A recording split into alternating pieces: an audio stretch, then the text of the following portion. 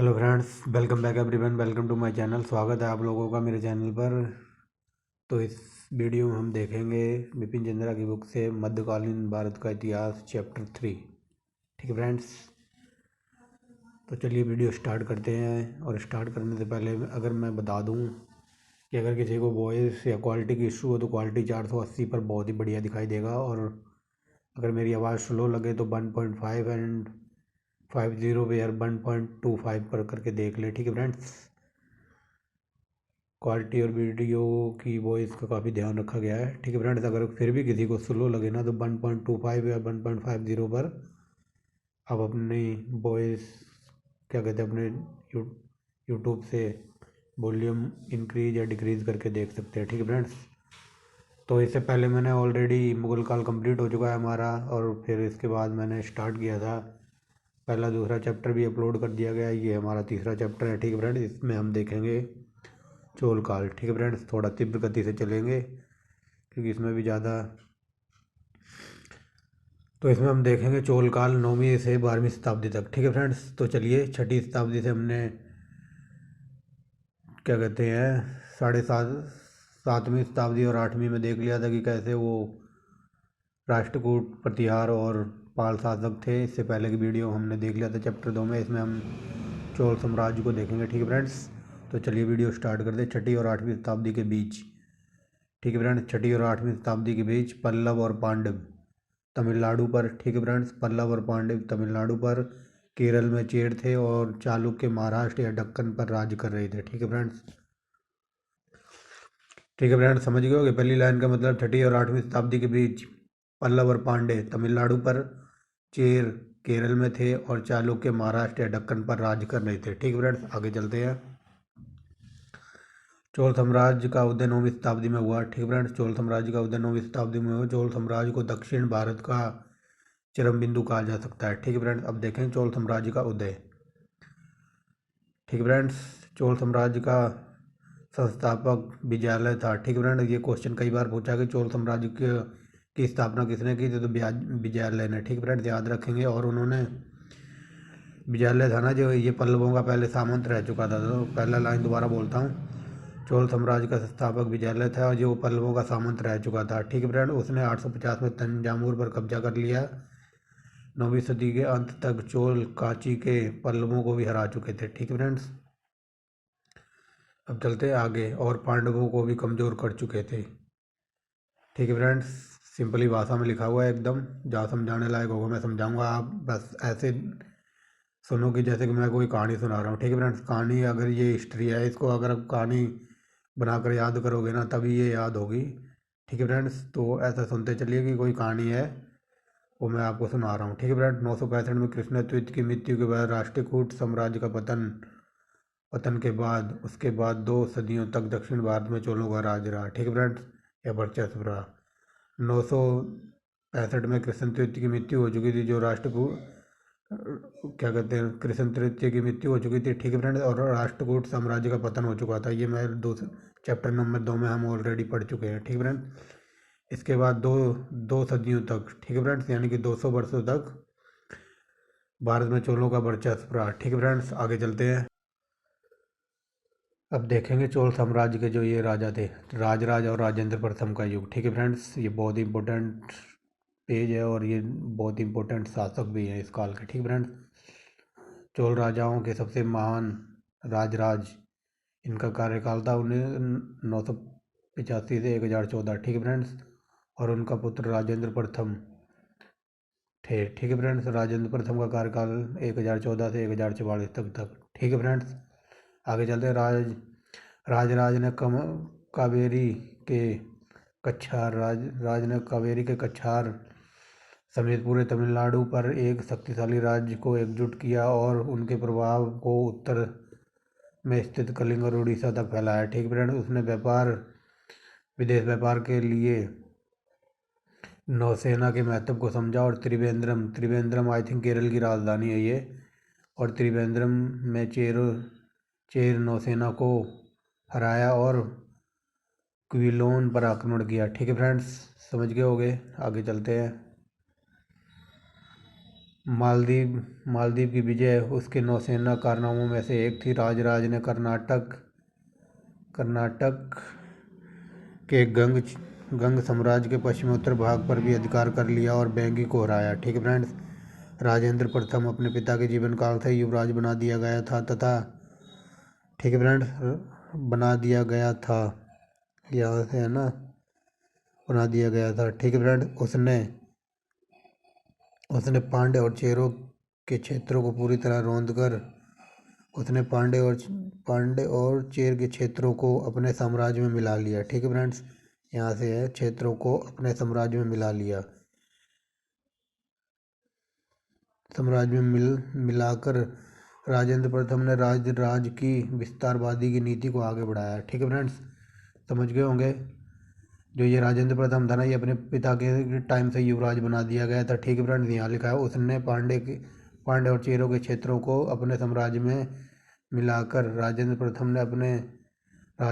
ने राज की विस्तार नीति को आगे बढ़ाया। ठीक है फ्रेंड्स, इसे कहते हैं माइंड के साथ गेम खेलना। ठीक है फ्रेंड्स, देखो इधर तो इसका फादर भी एक टाइम ही था और उसके साथ ही इसको भी राजकुमार बना दिया गया था। तो मतलब अपने पिता को देख दाख के हाव भाव उन्हीं की तरह बन गया पूरा, और अपने पिता की जो विस्तारवादी नीति है ना उसको आगे बढ़ा रहा था, कि ना कि औरंगजेब की तरह, कि औरंगजेब ने किसी को आने ही नहीं दिया आगे, उसने अपने आगे किसी को समझा ही नहीं। ठीक है फ्रेंड्स, तो आगे देखते हैं ये दोनों बाप बेटे क्या करते हैं।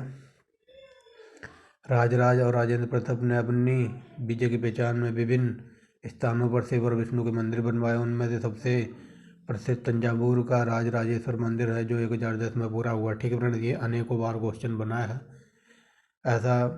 ठीक है फ्रेंड्स, ये क्वेश्चन लगभग ग्रुप डी से लेकर ग्रुप ए के एग्जाम में तक पूछा गया होगा यूपीएससी में, कि जो तंजावुर का मंदिर किसने बनवाया था, ये राजराजेश्वर ने बनवाया था। 1010 में इसका मतलब निर्माण कार्य पूरा हुआ। चोल साम्राज्य के इन मंदिरों की दीवारों पर अभिलेख लिखवाने की प्रथा भी चलाई। ठीक है फ्रेंड्स, उनमें उनकी विजय के ऐतिहासिक वृत्तांत दिए जाते थे। ठीक है फ्रेंड्स, मंदिरों की दीवार पर मान लो कुछ लिखवा दिया अपने बारे में या अपने दरबार के बारे में, ठीक है, ऐसा कुछ था।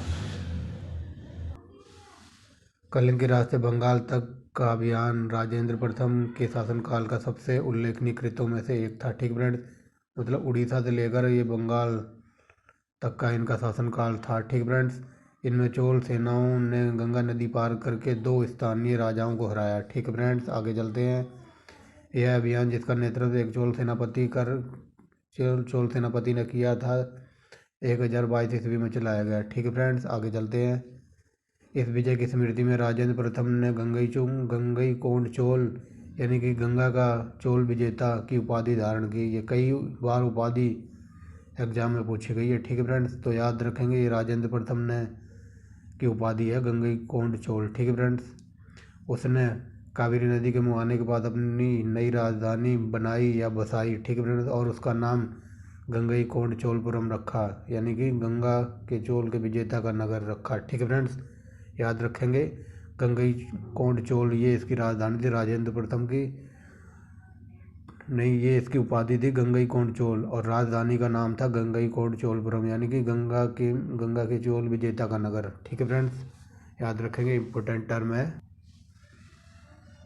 श्री श्री विजय साम्राज्य के शैलेंद्र राजवंश के शासक बौद्ध थे। ठीक फ्रेंड्स, ये हम पढ़ चुके हैं शैलेंद्र शासक के बारे में, जो ये बौद्ध थे और ये इनके गहरे मित्र थे, और चोलों से उनके स्वादपूर्ण संबंध थे। राजा शैलेंद्र राजा ने एक बंदरगाही नगर नागपट्टनम में एक बौद्ध मठ बनवाया था। ठीक है फ्रेंड्स, इसने जो ये नागपट्टनम है ना, ये बंदरगाह था उस टाइम का।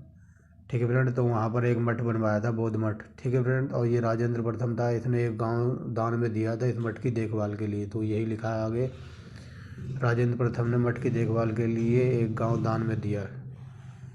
ठीक है फ्रेंड्स, आगे चलते हैं। नौसेना अभियानों, ये देखो यहाँ लिखा है ना, नौसेना अभियानों। नौसेना अभियानों में ठीक है फ्रेंड, नौसेना अभियानों में बंगाल की खाड़ी चोलों की एक झील बनी रही। ये क्वेश्चन कई बार यूपीपीसीएस में पूछा है कि जो बंगाल की झील थी ना, ये कौन से शासकों के अंडर थी, तो ये चोलों के अंडर थी। ठीक है फ्रेंड्स, क्योंकि इनके पास नौसेना नेवी वगैरह होगी उस टाइम। ठीक है फ्रेंड्स, तो याद रखेंगे बंगाल की खाड़ी चोल साम्राज्य के अंडर आती थी उस टाइम। आगे चलते हैं चोल प्रतिनिधिमंडल। ठीक है फ्रेंड्स, चोल प्रतिनिधिमंडल 1016-1033 में चीन पहुंचे। 70 सौदागरों का एक चोल प्रतिनिधिमंडल 1977 में चीन गया। ठीक है फ्रेंड्स, आगे चलते हैं। चोल राजा बराबर चालुक्यों से लड़ते रहे। चोल राजा बराबर चालुक्यों से लड़ते रहे, जिन्होंने राष्ट्रकूटों की जगह ले ली थी, जिन्हें पर्वतीय चालुक्य कहते थे, और उनकी राजधानी कल्याणी में थी। ठीक है फ्रेंड्स, आगे चलते हैं। चोलों ने पांड्य प्रदेश में, ठीक है फ्रेंड्स, चोलों ने पांड्य प्रदेश में भी ऐसी नीति अपनाई।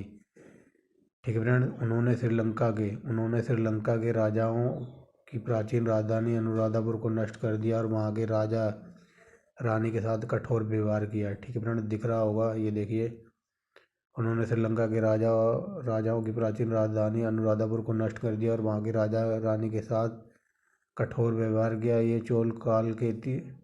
ये चोल साम्राज्य के इतिहास के कलंक कहे जाते हैं। ठीक फ्रेंड्स, बहुत ही मतलब दुर्व्यवहार किया होगा राजा रानी के साथ। ठीक है फ्रेंड्स, आगे देखते हैं। 13वीं सदी में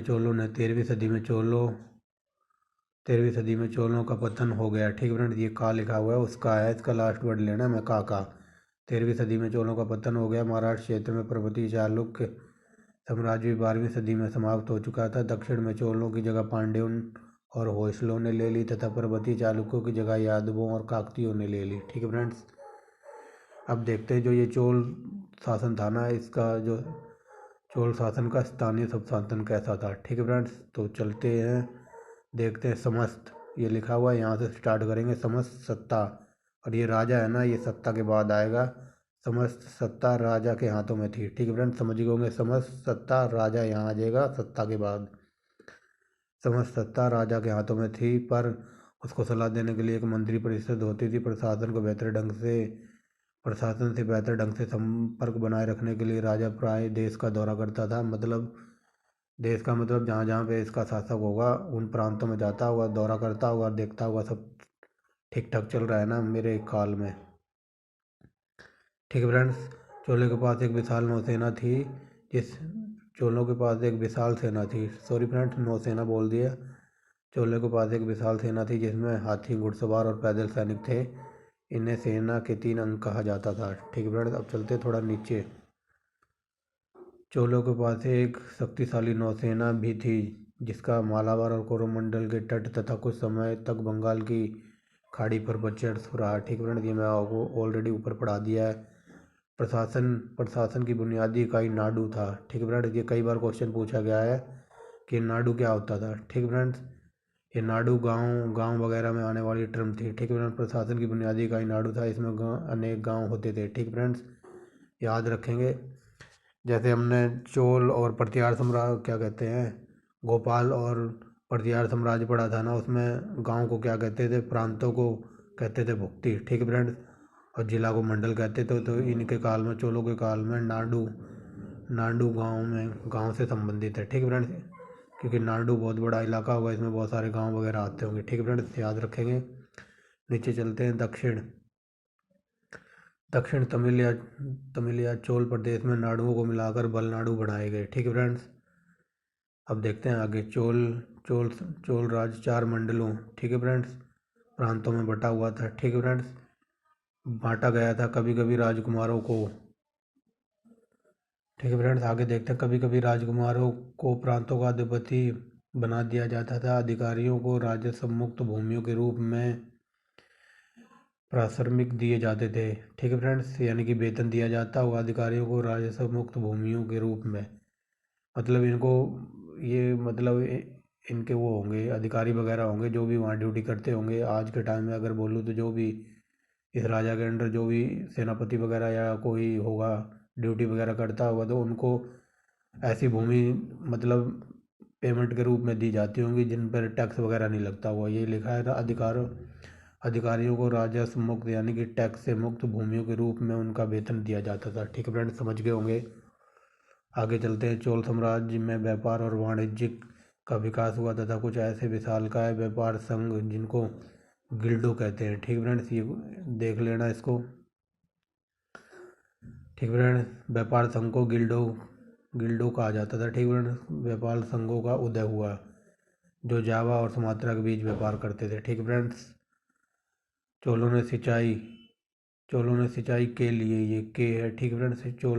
चोलों ने सिंचाई के लिए कावेरी नदी और दूसरी नदियों का उपयोग किया। ठीक है फ्रेंड्स। अनेक तालाब बनवाए, इनकी बात हो रही। चोलों ने सिंचाई के लिए कावेरी नदी और दूसरी नदियों का उपयोग किया।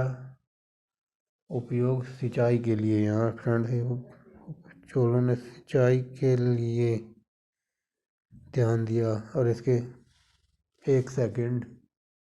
ठीक है फ्रेंड्स, देखते हैं। चोलों ने सिंचाई के लिए कावेरी और दूसरी नदियों का उपयोग किया। ठीक है फ्रेंड्स। ये कावेरी और दूसरी नदियों से सिंचाई करते थे।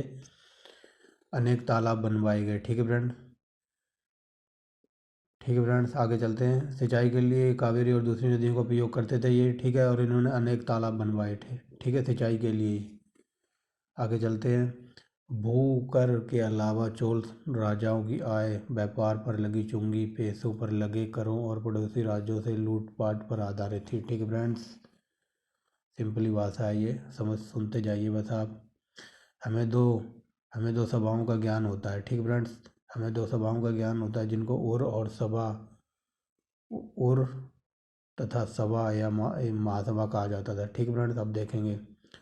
उर उर सभा को देख रहे हैं हम। उर गांव की आम सभा होती थी। ठीक है फ्रेंड्स, जो गांव वगैरह में पंचायत होती थी ना, उसको उर कहा जाता था। उर गांव की आम सभा होती थी। ठीक है फ्रेंड्स, अब चलते हैं महासभा के ऊपर। महासभा यह ब्राह्मणों के गांव में जिनको अग्रहार कहा जाता था। ठीक है फ्रेंड्स, ये very very most important question है। ये पता नहीं 2019 पता नहीं 20 में यूपीएस में पूछा था, यूपी पीसीएस में पूछा गया था क्वेश्चन। ठीक है फ्रेंड्स, ऐसा पूछा था कि शायद, चलो मैं बताता हूँ अभी।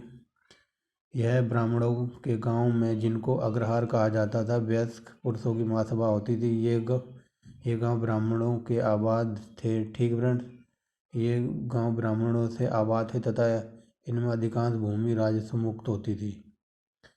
ठीक है फ्रेंड्स, तो ये क्वेश्चन ये पूछा गया था कि जो ये पूछा था कि अग्रहार कौन थे। चोलों के टाइम पर अग्रहार किनको कहा जाता था, तो ये थे जो गांव में ब्राह्मण होते थे ना, जो सभाओं में भाग लेते थे, उनको अग्रहार कहा जाता था। ठीक है फ्रेंड्स, और ये ब्राह्मण थे ना, ये देखते हैं क्या करते हैं।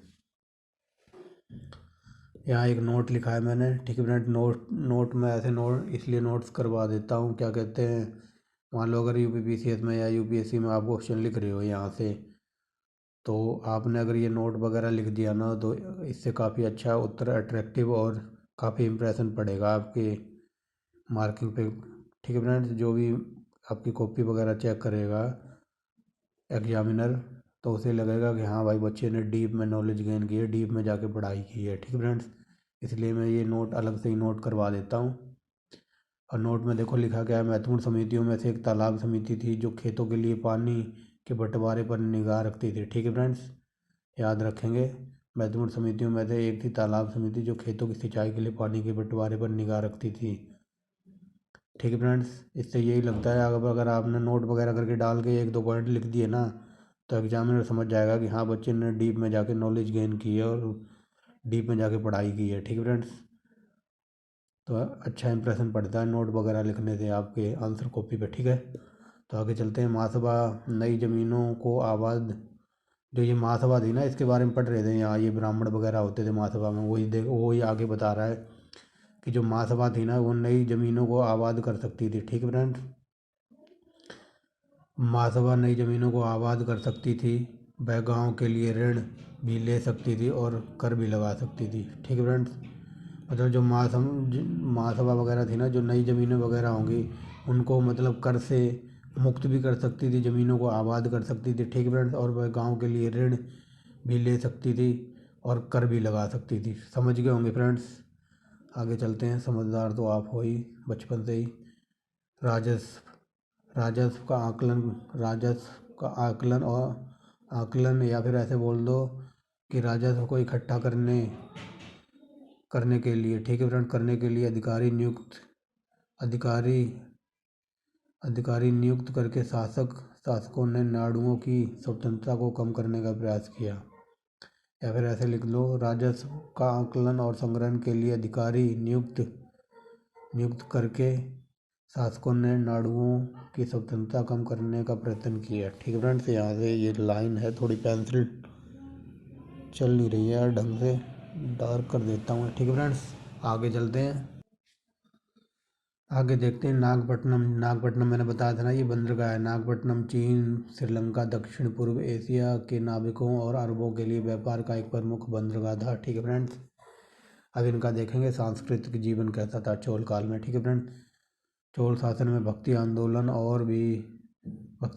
का और भी विकास हुआ। ठीक है फ्रेंड्स, आगे देखते हैं। चोल राजाओं ने विशाल मंदिर बनवाए, जैसे तंजावुर, गंगईकोंड, चोलपुरम, कांची आदि। ठीक है फ्रेंड्स, आगे चलते हैं। चोल राजधानी गंगईकोंड, चोलपुरम आज तंजावुर के पास छोटा सा गांव है। ठीक है फ्रेंड्स, आगे चलते हैं। दक्षिण में मंदिर निर्माण की कला चोल काल में चरम पर जा पहुंची। ठीक है फ्रेंड्स, क्वेश्चन ऐसे बन सकता है कि दक्षिण भारत में मंदिर निर्माण की कला कब चरम पर पहुंची, तो चोल काल में पहुंची। याद रखेंगे, क्योंकि क्वेश्चन हर लाइन से बनाया जा सकता है। ठीक है फ्रेंड्स, इस काल में वास्तुकला की जो शैली प्रचलित हुई उसे द्रविड़ शैली कहा जाता है। ठीक है फ्रेंड्स, दक्षिण भारत की बात करें तो द्रविड़ शैली आएगी। इस शैली की मुख्य विशेषताएं गर्भगृह के ऊपर मंजिल दर मंजिल बनाए जाना था। मंजिलों की संख्या 5 से 7 हो सकती थी। ठीक फ्रेंड्स, और उनके पास एक खास शैली थी जिसे विमान शैली कहते थे। ठीक है फ्रेंड्स, अब आपने जैसे दक्षिण भारत के मंदिर देखे होंगे, एकदम बिल्डिंग की टाइप होते हैं, देखे नहीं होंगे फिल्मों वगैरह में, कभी कभार देखे होंगे, बट मैंने तो देखे नहीं है। मैं फिल्में वगैरह बहुत कम देखता हूँ। फिल्मों में एक आधी बार नेट पे देखा कि एकदम जैसे आज के टाइम पे होटल नहीं बनते एकदम स्ट्रेट बिल्डिंग, तो ऐसे ही दक्षिण भारत के मंदिर होते थे एकदम टावर की तरह, एकदम स्ट्रेट एंड ऊंचा खड़ा हुआ। ठीक है फ्रेंड्स, वैसे ही, और वो मंजिल 5 मंजिल हो सकती थी, 7 मंजिला हो सकती थी। ठीक है फ्रेंड्स, उनके पास एक खास शैली थी जिसे विमान कहते थे। ठीक है फ्रेंड्स, मंडप जिसमें बहुत अधिक नक्काशीदार खंभे होते थे। ठीक है फ्रेंड्स, और जिसकी छत सपाट होती थी और आमतौर पर गर्भगृह के सामने खुलते थे। देखे होंगे फ्रेंड्स, मंदिर वगैरह में कई एकदम बरांडे टाइप मंदिर बना दिए जाते हैं, मतलब मंदिर के सामने बरांडा टाइप बना दिया जाता है, और उन बरांडों में खंभे लगा दिए जाते हैं पिलर टाइप। ठीक है ना फ्रेंड्स, और उन पिलरों पर नक्शा कुछ भी मतलब डिज़ाइन वगैरह बना देते हैं, नक्काशीदार खंभे होते थे। जैसे आपने देखा होगा फिल्मों में, मंदिरों में, जैसे अपने हिंदुओं के मंदिर होते हैं, मंदिर बना दिया, उसके सामने थोड़ा सा बरांडा टाइप बना दिया जिसकी छत सपाट सी होती है, और नीचे 2 पिलर दे दिए, उनको खंभा कहा जाता है। ठीक है फ्रेंड्स, आमतौर पर गर्भगृह के सामने, यानी मंदिर के सामने ही, जहाँ पे मंदिर का द्वार वगैरह खुलता हुआ। ठीक है फ्रेंड्स, आई होप आप समझ रहे होंगे। बैसभा भवन का कार्य करता था। ठीक है फ्रेंड्स, बैसभा भवन का काम करता था, यानी कि बरामदे के नीचे हवन यज्ञ वगैरह जो भी होते होंगे। ठीक है फ्रेंड्स, चलते हैं। देवताओं की सेवा के लिए समर्पित स्त्रियां और दासियां होती थी। पूरा ढांचा एक खुले दालान पूरा पूरा ढांचा एक खुले दालान के बीच होता था, जिसके चारों ओर ऊंची दीवारें थी, और इन दीवारों के ऊंचे भव्य द्वार होते थे जिनको गोपुरम कहा जाता था। ठीक है फ्रेंड्स, ये क्वेश्चन शायद यूपीएससी में पूछा गया था, बट मुझे सन याद नहीं है कि ये पूछा गया था कि गोपुरम क्या होता है। जो ऊंचे ऊंचे ढलान और मंदिर है ना, इनकी दीवारों के जो भव्य द्वार हैं उनको गोपुरम कहा जाता था। ठीक है फ्रेंड्स, नीचे हमारे लिए कुछ है नहीं, अब चलते हैं नेक्स्ट पेज। आगे देखते हैं। मंदिर निर्माण कला की द्रविड़ शैली एक एक आरंभिक उदाहरण कांचीपुरम में। ठीक है फ्रेंड्स, मंदिर निर्माण कला की द्रविड़ शैली का एक आरंभिक उदाहरण कांचीपुरम में 8वीं सदी में कैलाश मंदिर है। ठीक है फ्रेंड्स, अब आगे देखते हैं। चोलों के पतन के बाद कल्याणी और चालुक्यों ने होयसलों में मंदिर निर्माण का काम जारी रखा। ठीक है फ्रेंड्स, चोलों के बाद जो ये चालुक्य और होयसल आए थे ना, इन्होंने भी मंदिर बनाने का काम जारी रखा। धारवाड़ जिला और होयसल, ये फ्रेंड्स इंपॉर्टेंट क्वेश्चन है, यहाँ से कई बार क्वेश्चन पूछा जाता है कि हैलेबिड किसकी राजधानी थी, तो होयसल की राजधानी थी। और होयसल की राजधानी कई बार घुमा के पूछ लेता है, होयसल की राजधानी हैलेबिड थी, और ये आई थिंक आज के कर्नाटक राज्य में है। ठीक है फ्रेंड्स, धारवाड़ जिला और होयसल राजधानी हैलेबिड में सबसे शानदार मंदिर होयलेश्वर का मंदिर है, जिसे चालुक्य शैली कहा जाता है। ठीक है फ्रेंड्स, इधर कुछ हमारे लिए है नहीं, आगे चलते हैं नीचे। इस काल में दक्षिण भारत में मूर्तिकला का स्तर बहुत ऊपर उठा। ठीक है फ्रेंड्स, इसका एक उदाहरण श्रवण बेलगोला में गोमतेश्वर की विशालकाय प्रतिमा है। ठीक है फ्रेंड्स, मूर्तिकला का एक और पहलू छवि निर्माण था, जो शिव की नृत्य मुद्रा के रूप में, जिसे नटराज कहते थे। ठीक है फ्रेंड्स, ये बहुत बार क्वेश्चन पूछा गया कि नटराज की प्रतिमा किससे बनी होती थी, तो कांसे से बनी होती थी। ठीक है फ्रेंड्स, और किसके काल की है, तो ये चोल के काल की है। ठीक है फ्रेंड्स, जिसे नटराज कहते थे, जो अपने चरम पर जा पहुंचा है इस काल में। नटराज की मूर्तियां खासकर वे जो कांसे की बनी होती थी। ठीक है फ्रेंड्स, याद रखेंगे नटराज की मूर्ति शिव से रिलेटेड है और किसके काल में थी, तो ये चोलों के काल में थी। और किससे बनी होती थी, तो ये कांसे से बनी होती थी। ठीक है फ्रेंड्स, याद रखेंगे, वेरी वेरी मोस्ट इम्पोर्टेंट है। यही वो टॉपिक है जो एग्ज़ाम में आप लिख दोगे तो आपको कुछ ना कुछ बना के ही छोड़ेंगे। यही वो टॉपिक्स हैं जिनको आपको रिवीजन करना है बार बार। तमिलनाडु में 6ठी और 9वीं सदी के बीच नैनार और अलवार कहलाने वाले अनेक लोकप्रिय संत हुए, जो शिव और विष्णु के उपासक थे। ये क्वेश्चन भी कई बार पूछा गया है कि नैनार कौन थे और अलवार कौन थे। तो नैनार मान लो ऐसे याद कर लेना कि नैनार मतलब भगवान शिव जी के 3 नयन थे ना, मतलब त्रिनेत्र कहा जाता है। ठीक है बेटा, नैनार उनको कहते थे जो भगवान शिव की पूजा करते थे। नैनार मतलब शिव के 3 नयन थे ना, 3 नेत्र। तो नैनार से नेत्र याद रखेंगे, नैनार शिव की पूजा करते थे।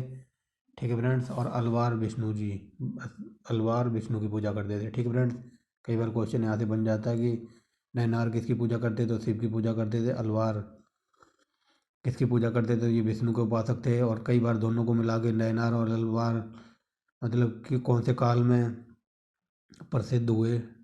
ठीक है फ्रेंड्स, तो ये चोल काल में प्रसिद्ध हुए, ऐसे याद रखेंगे। और कई बार ये पूछ लेता है कि नैनार और अलवार कहाँ पे सिचुएटेड थे, तो ये तमिलनाडु प्रदेश में थे। ठीक है फ्रेंड्स, एक एक पॉइंट क्लियर करता चल रहा हूँ मैं। आगे देखेंगे 12वीं सदी के आरंभिक भाग में इन प्रांतों की रचनाओं को।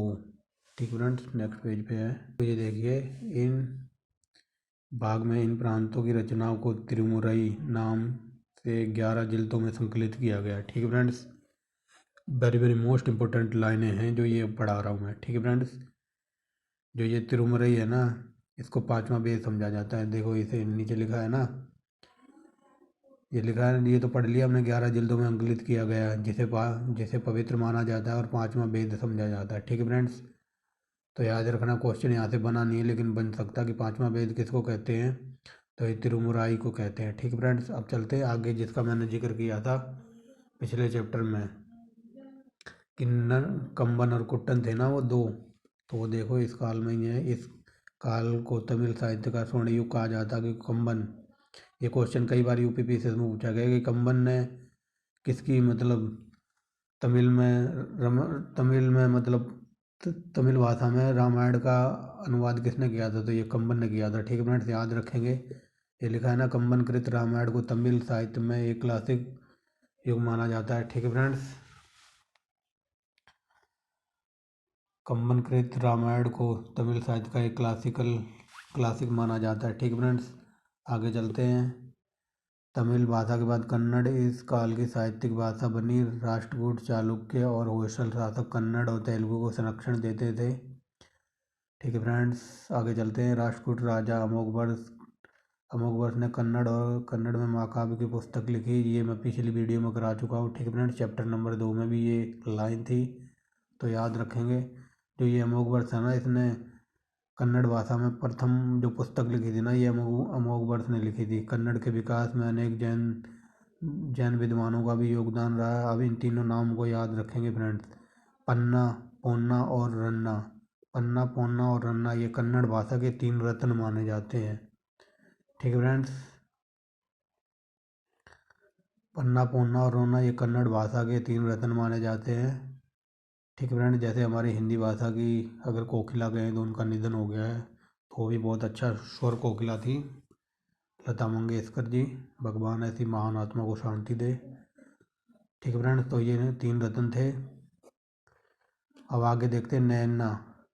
ये भी फ्रेंड्स देखना इसको, नैना ने जो एक चालुक्य राजा के दरबार में था, तेलुगु में महाभारत की रचना आरंभ की। ठीक है फ्रेंड, क्वेश्चन ऐसे बन सकता है कि तेलुगु में महाभारत की रचना किसने की, तो नैना ने की, बट इसने शुरू ही किया था। ठीक है फ्रेंड्स, आरंभ की, उसके शुरू किए गए काम को 13वीं शताब्दी में टिकन्ना ने पूरा किया। ठीक है फ्रेंड्स, कई बार क्वेश्चन पूछा गया ये कि तेलुगु भाषा का जो ये आरंभिक महाभारत का आरंभ का काम किया था, तो इसको पूरा किसने किया, तो ये टिकन्ना ने किया था। ठीक है फ्रेंड्स, देखते हैं। नैना ने जो एक चालुक्य राजा के दरबार में थे, तेलुगु में महाभारत की रचना आरंभ की, लेकिन नहीं, उसके शुरू किए गए काम को 13वीं शताब्दी में टिकन्ना ने पूरा किया। ठीक है फ्रेंड्स, याद रखेंगे। तमिल रामायण की तेलुगु तमिल तमिल रामायण की तरह तेलुगु महाभारत भी एक क्लासिकल रचना है, जिसमें ठीक है फ्रेंड, ये जिसमें लिखा हुआ है, जिसमें अनेक लोक विषय भी मिलते हैं। ठीक है फ्रेंड्स, जो संस्कृत पर आधारित नहीं है। ठीक है फ्रेंड्स, तो चलते हैं, आखिरी दो लाइनें देखते हैं। इन्हें तेलुगु में देसी अर्थात ग्रास्य ग्राम में कहा जाता है। ठीक फ्रेंड, इन्हें तेलुगु में देसी अर्थात ग्राम में कहा जाता है। और ये देखिए लास्ट लाइन, ये मैंने पेंसिल से लिखी है। कंबन 11वीं सदी के उत्तरार्ध में और कंबन 11वीं सदी के उत्तरार्ध और 12वीं सदी के आरंभिक कवि थे। ठीक है फ्रेंड्स, तो ये कंबन था ना, ये 11वीं सदी के उत्तरार्ध और 12वीं सदी के आरंभिक कवि माने जाते हैं कंबन। ठीक है फ्रेंड्स, तो ये कंबन, कुट्टन और ये नैनन और ये टिकन्ना और ये रन्ना पोन्ना और क्या था ये पंपा, रोन्ना पोन्ना, ये आप याद रखना, ये कन्नड़ भाषा के 3 रत्न हैं। ठीक है फ्रेंड्स, कई बार क्वेश्चन बन जाता है, टकर जाता है एग्जाम में। अगर आपने देखो डीप में पढ़ा होगा ना, तो आपके दिमाग में हिट कर जाएगा कि हाँ ये मैंने पढ़ा है, क्योंकि आजकल एग्जामिनर थोड़ा डीप में जाके क्वेश्चन पूछता है। अगर जिसने डीप में पढ़ा हो तो वो तुरंत कर देता है क्वेश्चन, इन क्वेश्चनों को तुरंत हलवे की तरह सोल्व कर देता है। देखो, आप कहते हो ना, आप मान लो आप एग्जाम में बैठे और आप जब आपने कुछ पढ़ा ही नहीं है डीप में, तो आप ये कहोगे कि पेपर ना हार्ड आया हुआ था। वो आप ये मत सोचो कि पेपर हार्ड था, वो पेपर आपके लिए हार्ड नहीं था, उस पेपर एग्जाम हॉल में जितने बैठे हैं ना, उन सब के लिए हार्ड था। ठीक है फ्रेंड, अगर देखो मैम, अगर मेरी राय मानोगे ना, तो पेपर हार्ड बने तभी अच्छा है, क्योंकि आप डीप में पढ़ आपने अगर डीप में पढ़ी है ना, कोई भी पुस्तक हो, कोई भी मतलब कोई भी सब्जेक्ट हो, अगर आपने डीप में जाके पढ़ा है ना, तो आप चाहे कितना भी पेपर टफ बना ले, आप क्वालिफाई कर जाओगे, क्योंकि अगर आपने डीप में पढ़ा, क्योंकि एग्जामिनर आजकल डीप में जाके पूछता है। ठीक है फ्रेंड, अगर पेपर अगर इजी बने, तो इजी में तो भाई सभी 90+ करके आएंगे। ठीक है फ्रेंड्स, इजी में तो सभी कोई 80 करके आएगा, कोई 85 करके आएगा, कोई 90 भी करके आएगा। क्योंकि अगर जब पेपर टफ बनेगा ना, अगर जिसने डीप में नॉलेज गेन की है, तो वही जाके पेपर हिट करेगा वहाँ जाके। और जब पेपर टफ बनेगा ना, तो क्वेश्चन कम सोल्व होंगे, तभी वो कट ऑफ नीचे आएगी। ठीक है फ्रेंड्स, अगर पेपर इजी बनेगा तो सब 90+ करके आएंगे, कट ऑफ हाई जाएगी। अगर पेपर हार्ड बनेगा, जिसने डीप में नॉलेज गेन की है वो कर देगा। ठीक है फ्रेंड्स, एक आधे क्वेश्चन को छोड़ के अगर टफ बनेगा ना, तभी कट ऑफ नीचे आएगी, तब जाके सिलेक्शन के चांस होंगे। बाकी मेन दिक्कत आती है वहाँ पे, क्योंकि पेपर इतना भी टफ नहीं बनाया जाता कि हद मार के ना, जो 5-7 क्वेश्चन होते हैं ना, वो थोड़े डीप में से उठाए जाते हैं। बाकी तो पेपर ठीक ठाक ही रहता है, 60-40 ऐसा ही कुछ होता है एग्ज़ाम में। ठीक है, अगर मान लो कंपटीशन आपका, जो ये टफ क्वेश्चन बनाए जाते हैं ना, कंपटीशन बस यही है। अगर आप जो ये टफ क्वेश्चन बनाएगा, मान लो 8 क्वेश्चन भी आप टफ बनाए गए, और अगर आपने डीप में पढ़ा है ना, तो अगर आप 8 में से आपने ना 5 भी कर दिए या 4 भी कर दिए ना, तो आप देख लो उन 1000 लड़कों से आगे हो जाओगे। क्योंकि एग्ज़ाम में इतनी मारा मारी है, एक एक नंबर की मारा मारी है। अगर आपने मान लो ये 8 क्वेश्चन में से जो टफ बनाए गए, इनमें से 4 भी कर दिए ना, तो आप मान लो 40,000 बच्चों से ऊपर चले जाओगे। अगर पेपर इजी बनेगा, तो इजी में तो सभी 90 करके आएंगे, आप भी करके आओगे। ठीक है ना फ्रेंड्स, तो ऐसे आप थोड़ा डीप में पढ़िए, क्योंकि एक एक नंबर की मारा मारी है। अगर एक क्वेश्चन आपका गलत हो गया ना, तो आप 1000 बच्चों से नीचे चले जाओगे। मैं सही बोल रहा हूँ, अगर एक क्वेश्चन आपने गलत कर दिया ना तो आप 1000 बच्चों से नीचे चले जाओगे। अगर आपने थोड़ा डीप में पढ़ा है ना, अगर मान लो क्वेश्चन हार्ड बने और 2 क्वेश्चन भी आपने ठीक कर दिया ना, तो कम से कम आप हज़ारों बच्चों से ऊपर चले जाओगे। ठीक है फ्रेंड्स, तो याद रखना, थोड़ा डीप में पढ़ना सोचो, प- पढ़ना सोचो मत, पढ़ा करो। ठीक है फ्रेंड्स, क्योंकि एग्ज़ाम में कंपटीशन बहुत ही बढ़ता जा रहा है और एक एक नंबर की बहुत ही अहमियत है। ठीक है फ्रेंड्स, तो आई होप लेक्चरबाजी ज़्यादा ही दे दिया आज मैंने, तो I hope you enjoy the video. तो मिलते हैं नेक्स्ट वीडियो में। ये हमारा तीसरा चैप्टर कंप्लीट हो गया, इसके बाद चैप्टर चौथा होगा। लगभग हम नेक्स्ट वीक में अपना इस बुक को कंप्लीट कर देंगे। यूपीपीसीएस एग्ज़ाम का कैलेंडर आ ही गया होगा, देख लिया होगा, 12 जून उसकी डेट रखी गई है, लेकिन उससे पहले है यूपीएससी का। आई थिंक 7 दिन का गैप रखा गया है, यानी कि इसका 5 जून को है यूपीएससी का, और यूपीपीसीएस का है 12 जून को। उससे पहले मैं आपको तीनों बुक करा दूंगा, मध्यकालीन, मॉडर्न और प्राचीन भारत। ठीक है फ्रेंड्स, तो चलिए फिर मिलते हैं नेक्स्ट वीडियो में। आई होप मैं शायद आप लोगों को पका रहा हूँ।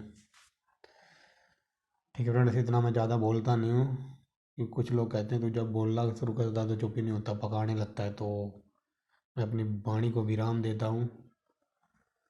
मिलते हैं नेक्स्ट वीडियो में। ठीक है फ्रेंड्स, लाइक एंड सब्सक्राइब के लिए तो कहूँगा नहीं, क्योंकि आप करते कुर्ते तो हो नहीं, सिर्फ वीडियो देख के चले जाते हो। ये नहीं है कि आप लाइक भी कर दें। देखो, मैंने लास्ट वीडियो में कहा था कि वीडियो मतलब 40 मिनट की वीडियो है, तो उसे बनने में कम से कम 2-2.5 घंटे लगते हैं। बॉलीवुड की मूवी देख लो, बनती है 2 घंटे की, मान लो मूवी है, तो उसे बनने में कम से कम 1-1.5 साल लग जाते हैं। ठीक है फ्रेंड, तो इस तरह वीडियो बनने में काफ़ी टाइम लगता है, तो काफ़ी मेहनत लगती है।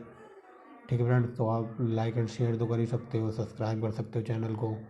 अगर कोई आपके आस पड़ोस में तैयारी कर रहा हो, उसे बता सकते हो कि हिंदी में कंटेंट प्रोवाइड कराने के लिए चौहान सर आए हैं, और वो करा भी रहे हैं बहुत ही अच्छा, डीप में जाके। ठीक है फ्रेंड्स, तो आप थोड़ा सपोर्ट कीजिए फ्रेंड्स, थोड़ा चैनल को ग्रो कीजिए, ताकि मुझे भी हौसला मिले। अब आप देखते हो 4-5 लोग देखते हो, तो इससे मेरा भी हौसला टूट जाता है। मैं सोचता हूँ क्या नेक्स्ट वीडियो बनाऊँ या ना बनाऊँ, अपना ही काम कर ले। फिर मैं सोचता हूँ चलो थोड़ा काम भी स्पीडली से कर दूँ, थोड़ा टाइम बच जाएगा, तो बच्चों के लिए 1-2 वीडियो बना देता हूँ, ताकि बच्चे भी खुश, मैं भी खुश। ठीक है फ्रेंड, थोड़ा सपोर्ट किया कीजिए, ताकि मुझे भी अच्छा लगे। अगर आप मैं गलत पढ़ा रहा हूँ तब भी आप कमेंट वगैरह बताओ करके कि नहीं सर आप गलत पढ़ा रहे हो, थोड़ा और डीप में पढ़ाओ। या अगर अच्छा पढ़ा रहा हूँ तो आप बताइए कि सर अच्छा पढ़ा रहे हैं, कंटिन्यू करिए, स्पीडली पढ़ाइए। अगर आप बताओगे ना, सजेशन दोगे, तो मैं एक दिन में 2-2 वीडियो भी प्रोवाइड करा सकता हूँ। ठीक है फ्रेंड, क्योंकि मुझे जॉब पे भी जाना पड़ता है, जॉब से आने के बाद वहाँ काम करके आने के बाद थोड़ा रेस्ट करता हूँ, खाना पीना खाने के बाद ही आप लोगों की तरफ मेरा ध्यान जाता है। ठीक है फ्रेंड्स, तो ऐसा नहीं है कि मैं वीडियो बनाना बंद कर दूंगा। आप पढ़ोगे तब भी वीडियो बनाऊंगा, नहीं पढ़ोगे तब भी वीडियो बनाऊंगा। ठीक है फ्रेंड्स, तो आप बताया तो कीजिए, मान लो अगर कंटेंट अच्छा लगे तो आप लाइक कर सकते हैं, नहीं अदरवाइज़ आर्टिकल 19 तो पढ़ा ही होगा आपने, आपके पास तो हर चीज़ की स्वतंत्रता है, लाइक करो। ठीक है फ्रेंड्स, अगर कंटेंट अच्छा ना लगे तो डिसलाइक का भी ऑप्शन है, बट आप कुछ बताओ तो करके, आप तो कुछ बताते ही नहीं हो।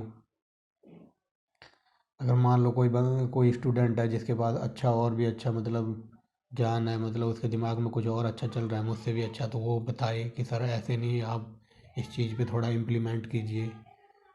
ठीक है फ्रेंड्स, तो आई होप आप समझ रहे होंगे। तो मिलते हैं नेक्स्ट वीडियो में। Thanks for watching the video and bye bye.